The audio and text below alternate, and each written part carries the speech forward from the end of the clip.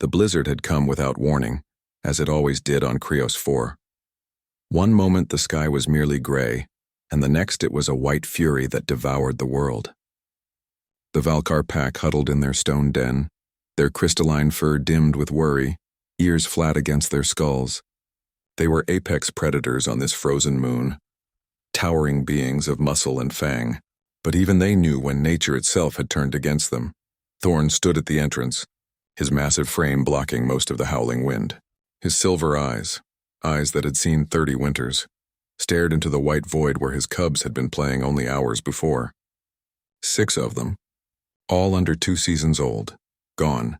The pack keened behind him, a sound that was part growl, part grief. His mate, Sarah, had stopped making sounds altogether. She simply stared at the floor of the den, her breathing shallow, her mind retreating to that dark place where loss lived. "We should search again," one of the younger males said, his voice cracking. Thorn didn't turn. "You saw the storm. Nothing survives out there. Not even us." It was the truth, bitter as frozen metal on the tongue. The temperature had dropped to -70. The wind carried ice crystals hard enough to shred flesh. Even their thick hides and natural resilience had limits. The cubs, small and inexperienced, wouldn't have lasted an hour. He had failed them. Failed as a leader. Failed as a father. The storm raged for 3 days. On the 3rd day, as the winds finally began to ease, Thorn heard something that made his ears perk up. Footsteps, slow, deliberate, crunching through the deep snow. The entire pack tensed. Thorn's lips curled back, revealing teeth designed to tear through armor plating. If this was a predator come to take advantage of their grief, he would paint the snow red with its blood. The footsteps grew closer. A shadow appeared in the cave mouth, and then she walked in. A human. Thorn had seen humans before, the strange bipedal aliens who had established a research station on the other side of Krios 4. Weak things, physically, slow, fragile. They wore suits just to survive the cold that the Valkar considered comfortable. This one wore a suit now, but it was torn in a dozen places, the heating elements clearly dead. Ice crusted every surface. The faceplate was cracked, but that wasn't what made Thorn's breath catch.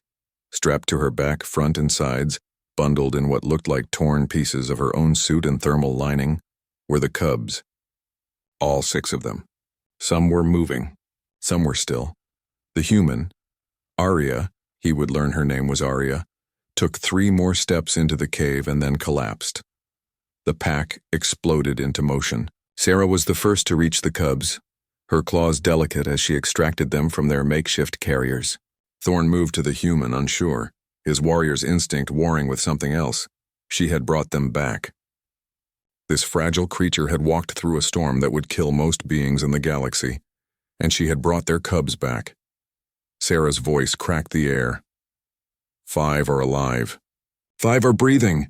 5 1 lost, but 5 saved. 5 that should all be dead. Thorn looked down at the human. Through the cracked faceplate, he could see her lips were blue. Her eyes were closed. Frost had formed on her eyelashes. He could barely detect a heartbeat.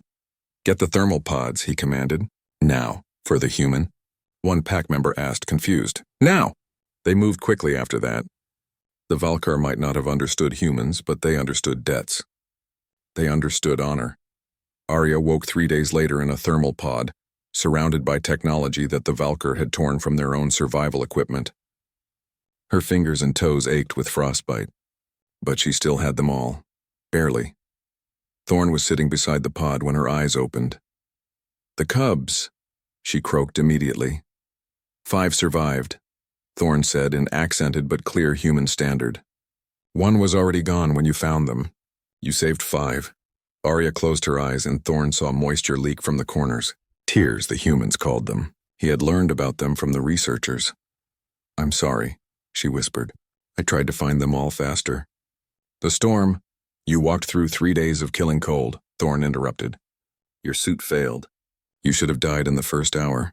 He leaned forward. "Why did you not turn back?" Arya opened her eyes and met his gaze.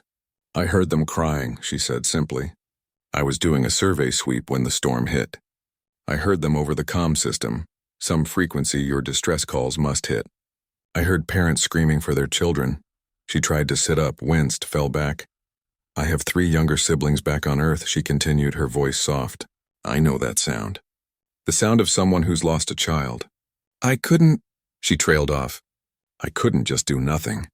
Thorn was quiet for a long moment.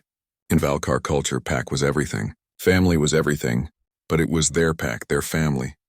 The idea that an outsider, an alien, would risk death for cubs that were not her own, that shared no blood with her, it was not weakness.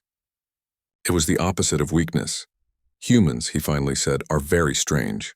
Arya laughed, which turned into a cough. Yeah, we really are.